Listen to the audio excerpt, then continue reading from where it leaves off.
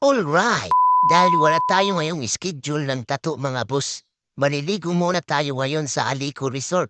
Kasumo pa nga nga tuway ka pera na kabisis na ingat to, pero kailangan natin niya na mag-relax kay kapasos ang panahon. Kaupod ka ngayon nga da akong tito, tas akong mga pugto, tapos mga kapamilya, kapitbahay, aad to pa sira sa luyo.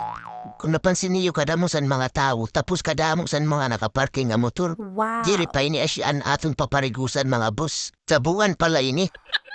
Medyo harayo pa na atong kakadtuan, kaya bilisan na natin. Pag gumagi na kam nga ni sini nga tulay mga boss, malapit na kam sa Alico. Kakilwag nga ni nga dasan aton kamera kay kadamo lubak san kalsada. Naanano na ba ini kap? Marurubat sinanamon sa rakyan. Panginano agad niyo kay kaaraod san mga bisita. Nakarating na pala tayo dyan mga boss sa Alico Resort. Wow. Ang ganda, malinis. Tag-30 ang entrance. Pero siyempre, sponsorin nga tanan san aton kagawad. Kahupay san mga parigusan nga di, malilis ang kakundin ka mapwisto. Naguna nagit nga ni pagparigos nga da kay kapaso sa biyahe.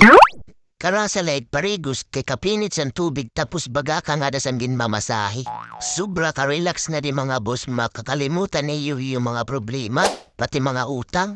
May nakita-kit nga niliwat nga da nga mga bata mga boss. Namamana ngayon sira isda, kay waray kuno sira sura. Pinagalitan nga pala sila ni kagawad dahil delikado daw yan. Wow. Siyempre ayaw makinig ng mga bata kaya tayo na lang ang umalis, baka tayo matamaan.